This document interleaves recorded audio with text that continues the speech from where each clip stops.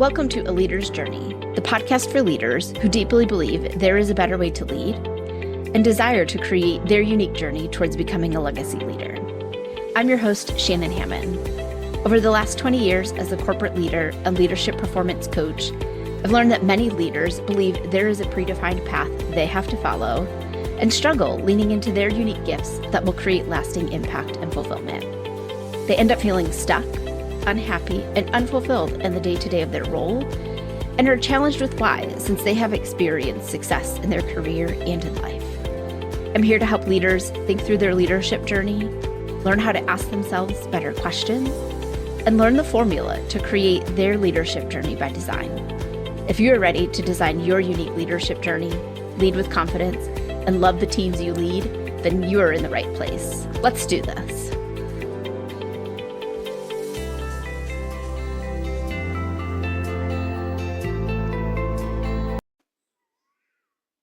Hello, my friends and fellow leaders. I'm glad to have you back here with me this week on the podcast. And if this is your first time tuning in, welcome. I'm so happy that you are here. I know that your time is valuable, and I'm grateful that you've chosen to spend some of it here with me today. In episode 46, I talked about the current state of leadership. Every year, leaders face new challenges, and with the workforce shifting, the viewpoint on work shifting, and let's be honest, the whole world is shifting, we can't deny that the state of leadership is making a change and shifting as well. The next couple of years, I do believe, are going to be the hardest years for leaders, and they also have the potential to be the most rewarding and redefining year for leaders. There is a new era of leadership coming, and honestly, it's already started, which means that what worked in the past is not going to work in the future. And that's what we're going to talk about here today. There will be foundational leadership philosophies, practices, and expectations that will remain, yet how they are executed will look a little bit different. This new era is going to be very challenging for some leaders, especially for those who are set in their ways, who have built success on a couple key skills because they've always worked for them and so they continue to implement them.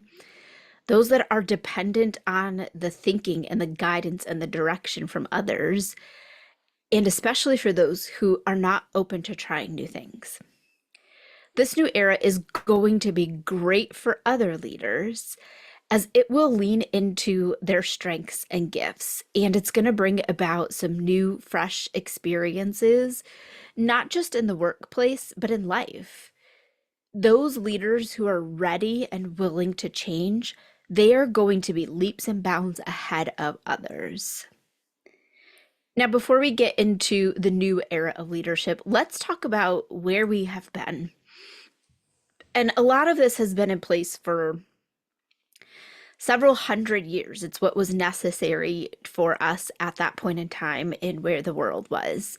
So we've been living in this era where there has been a lot of trust that has been placed in external authorities, things like government, healthcare, education, senior leaders, and the big corporations.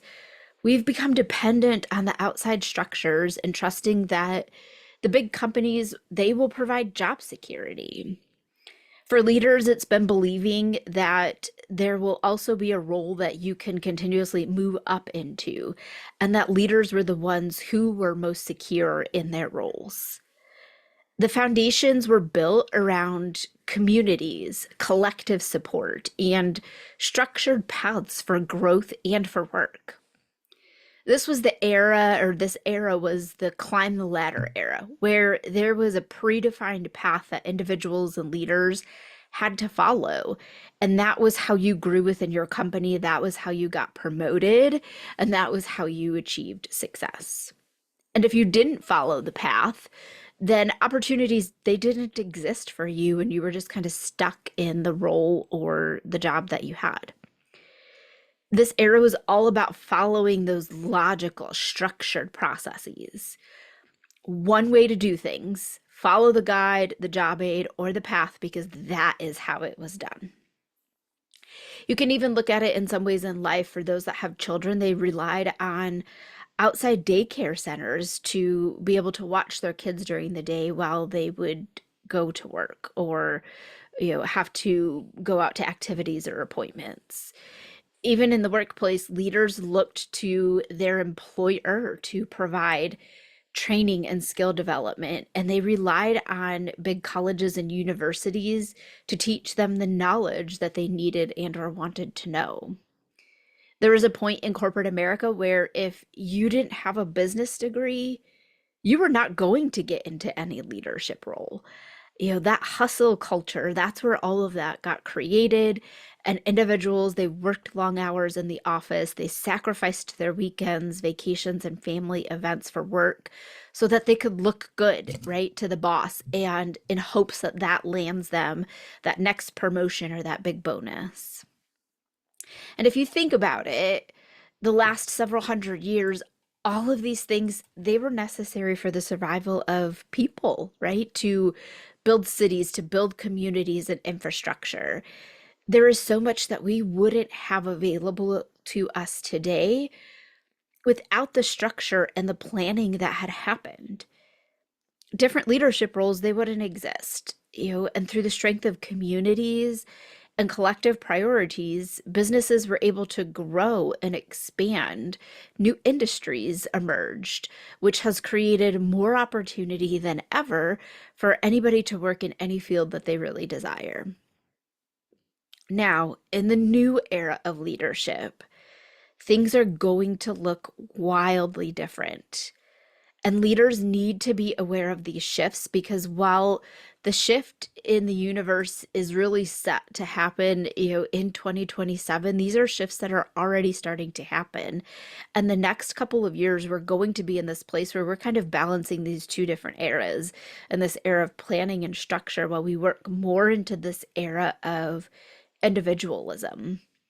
And we started to see this shift in the era of the individual and individualism, not just in leadership, but really in all aspects of work and in life.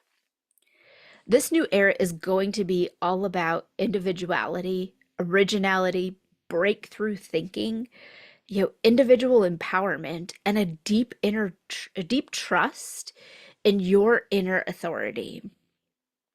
Individuals are, they're no longer looking to daycare centers to watch their kids. We've seen that shift happen probably over the last 5, maybe 10 years even.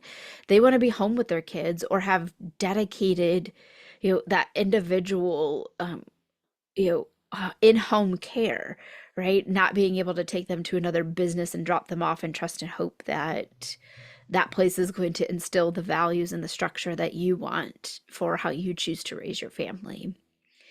um, Leaders, they are no longer looking to their employer for training. They're not relying or counting that on that's going to happen during their workday or be provided to their employer. They're looking to these independent influencers and experts, some who are ex-corporate employees who maybe worked their way up through the ladder and decided that they no longer wanted to work in corporate America because they wanted to serve in another way.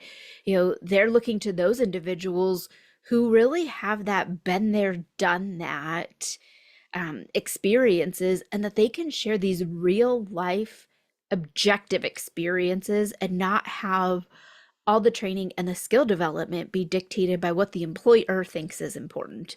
They're looking to individuals so they can work on the skills that they individually think is important.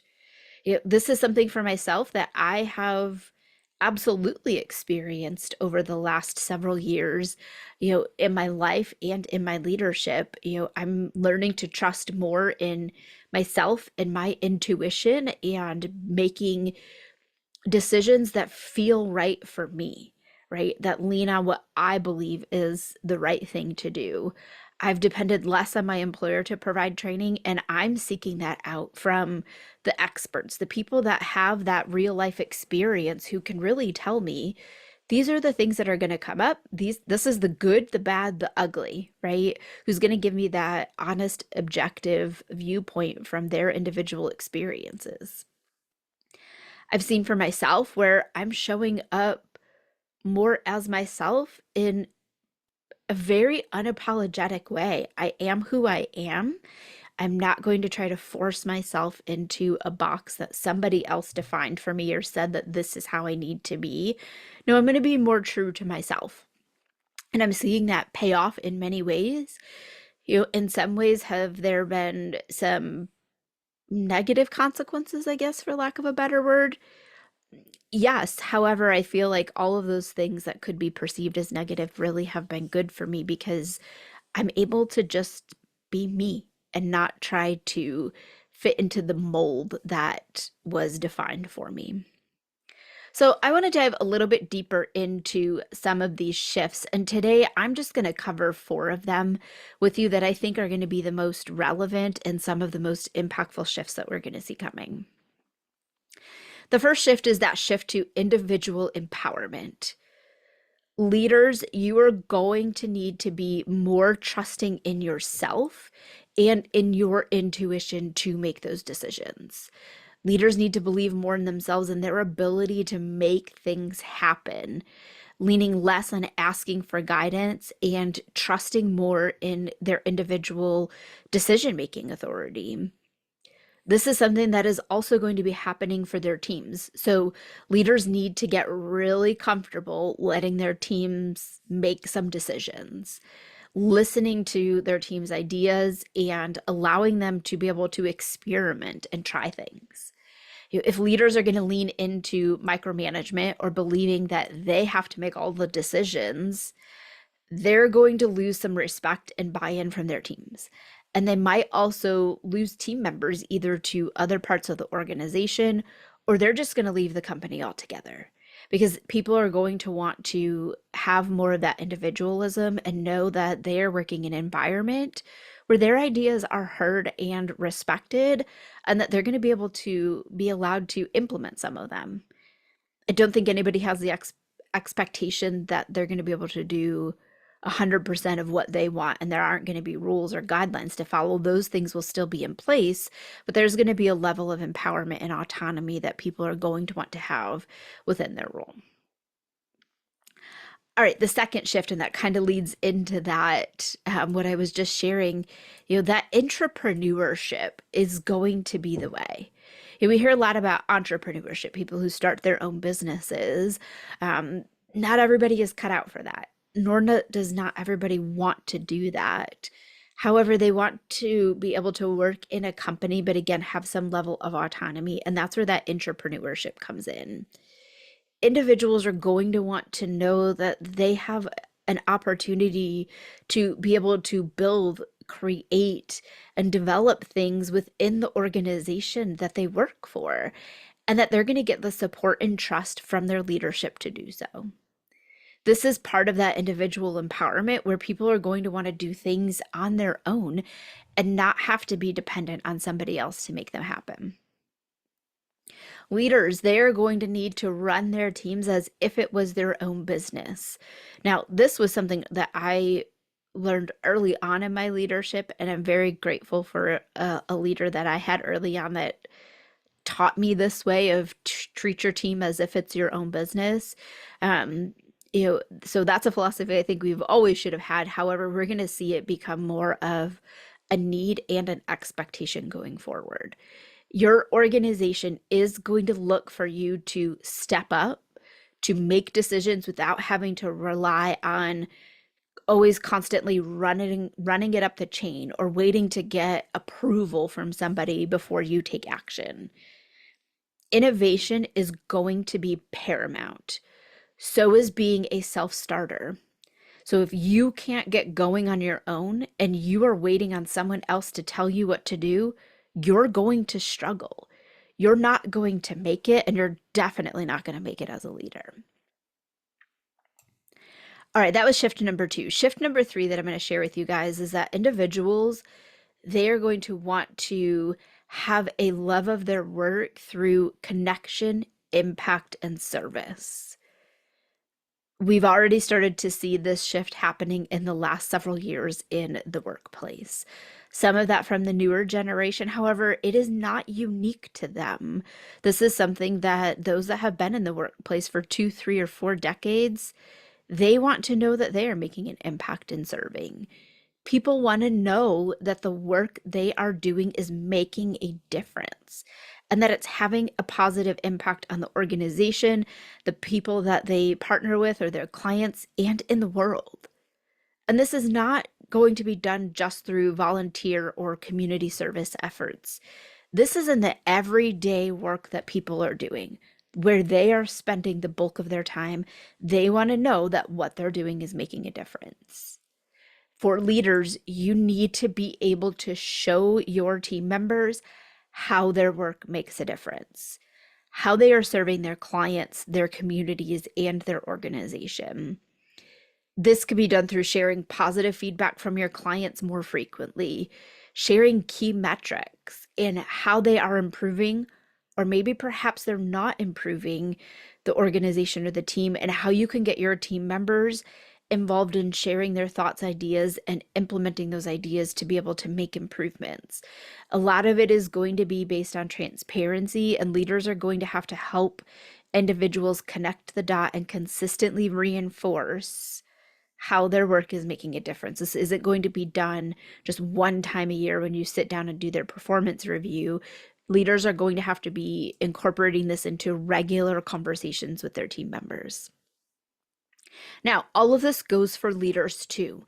Whether you're a leader of leaders or you are a leader yourself, if the leader doesn't feel connected to their work and they don't see how their work is making a difference, they're going to be disengaged, which is going to lead to disengagement without the team. It's going to lead to unhappy leaders.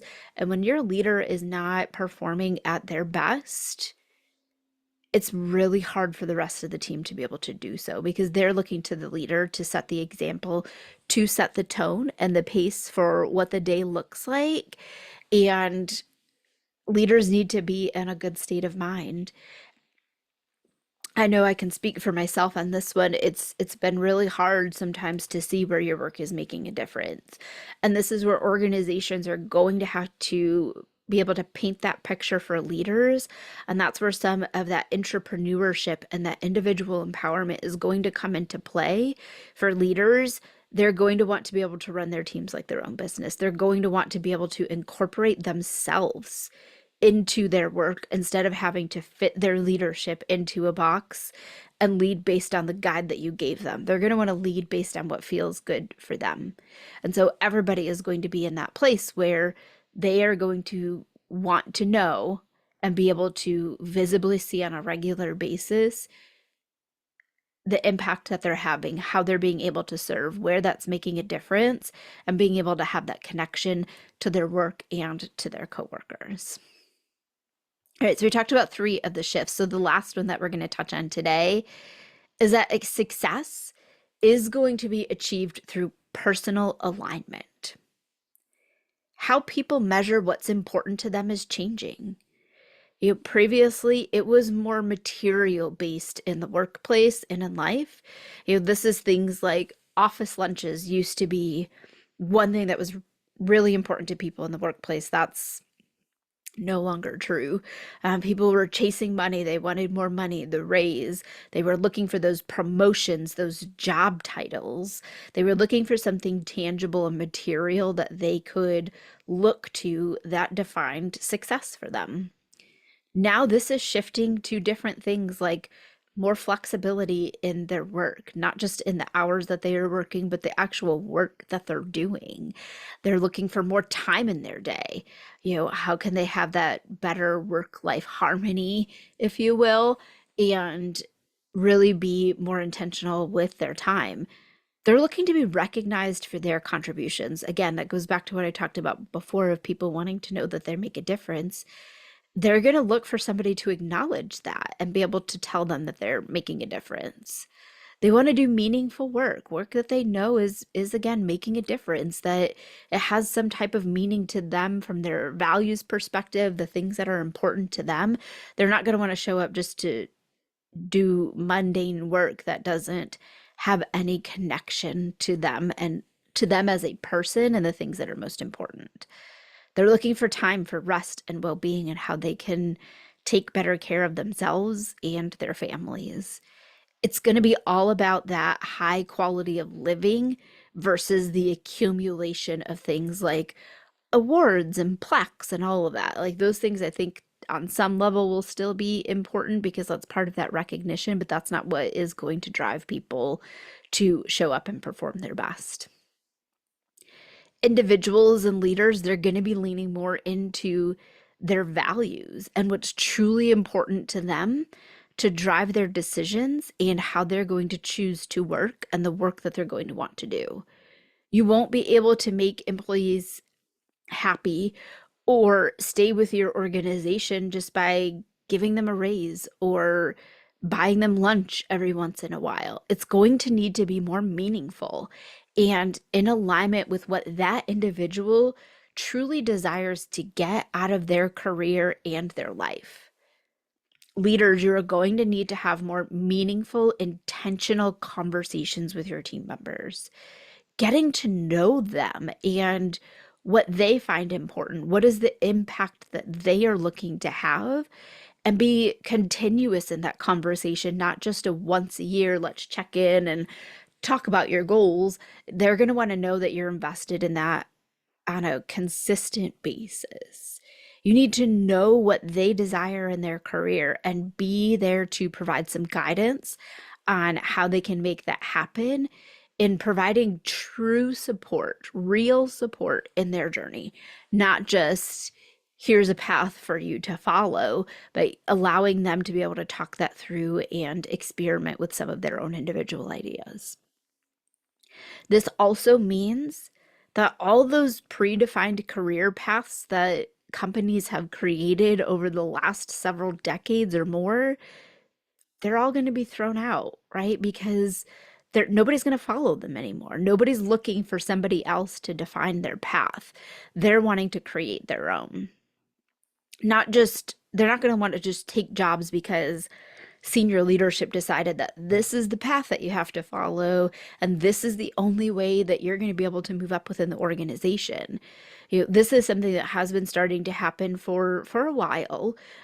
People are taking more of that jungle gym approach or the moving around approach where they know that success for them isn't just a straight line up, it's up and down, moving all around, maybe staying lateral for a little while, and that their success and their movement in the company is going to be able to align with where they're at in their season in life.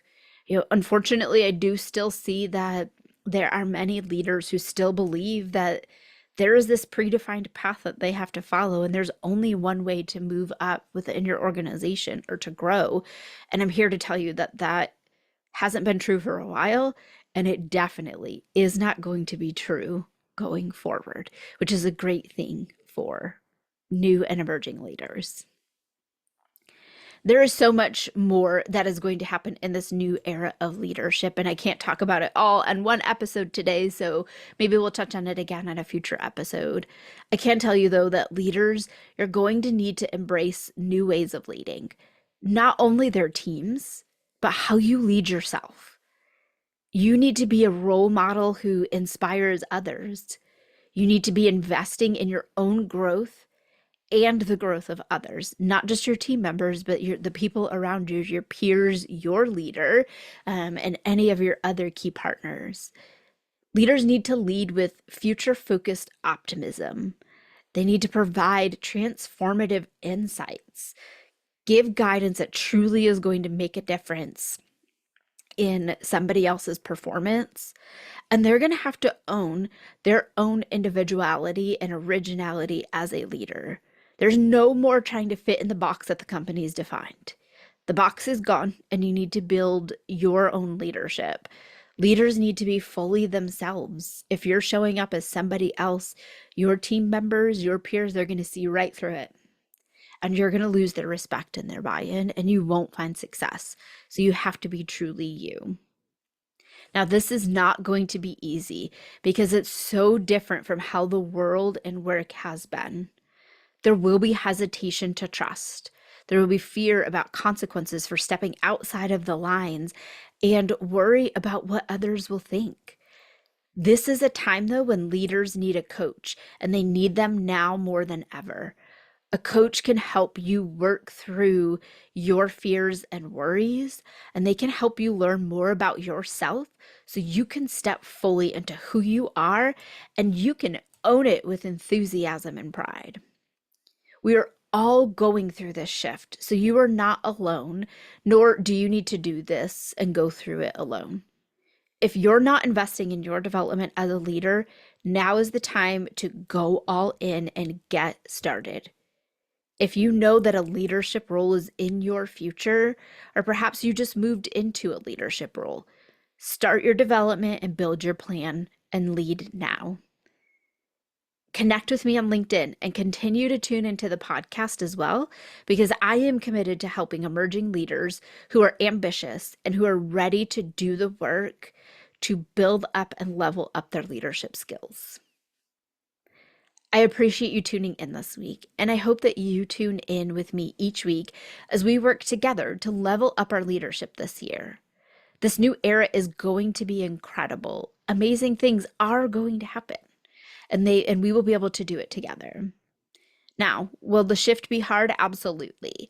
And you are an ambitious and strong leader who is going to do what is necessary to be successful. You've got this, and you need to believe that you do. Until next time, my fellow leaders, lead with confidence, show up every day as the leader that you are striving to be, and make the decision today to level up your leadership this year. Thanks for listening to A Leader's Journey podcast. I hope you enjoyed this week's episode. If you're excited to learn more, be sure to subscribe to the podcast and tune in next week for another exciting leadership lesson. I'd love to help you level up your leadership, achieve the goals you desire, and design your unique leadership journey. So click the link in the show notes to schedule a free Level Up Your Leadership session. During this time, we will define where you are in several key areas of leadership, where you desire to be, and how you can level up your leadership. You don't need to do this alone, so let's chat today and get your journey started. Don't forget to connect with me on LinkedIn or in the A Leader's Journey community on Facebook, and share this episode with another leader so we can all learn and grow together. That's all for this episode, and I'll see you next week. Until then, lead with confidence, show up every day as the leader you are striving to be, and make the decision today to level up your leadership this year.